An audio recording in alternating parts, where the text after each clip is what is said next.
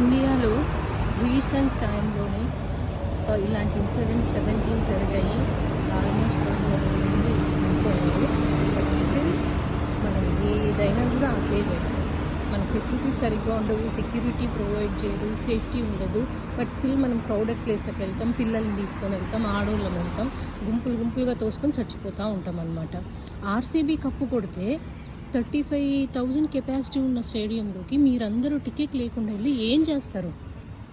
చిన్న పిల్లలు 15 ఏళ్ళు 16 ఏళ్ళ పిల్లలతో వాళ్ళు ఏం చేస్తారు అక్కడికి వెళ్ళి? మీకైనా తల్లిదండ్రులు పేరెంట్స్కైనా బుద్ధి ఉండకల్లా వాళ్ళని తీసుకెళ్ళడానికి. ఆడోళ్ళు కూడా వెళ్ళి ఏం చేస్తారు? సరే మీరు వెళ్ళారు కదా అని విరాట్ కోహ్లీ ఏమైనా మీ భుజం మీద చేసుకొని ఫోటోకి ఏమైనా పోజ్ ఇస్తాడా? లేదు కదా. ఇప్పుడు ఏమైనా గవర్నమెంట్ మీకు ఏమైనా హెల్ప్ చేస్తుందా? లేదు కదా. ఎవరు మీకు ఫెసిలిటీస్ ఏం ప్రొవైడ్ చేయరు అక్కడ. సెక్యూరిటీ కూడా ఉండదు మీకు కనీసం. బట్ ఎగేసుకుంటూ పోవడము, తొక్కిస్లాట్లో చచ్చిపోతూ ఉండడము ఎందుకు? ఆల్రెడీ అలా చూస్తూనే ఉన్నాం. మళ్ళీ స్టిల్ అసలు 11 మంది 25 years లోపోళ్ళు చనిపోయారంటే ఎంత షేమ్ అసలు ఎందుకు అంత క్రౌడెడ్గా వెళ్ళడం?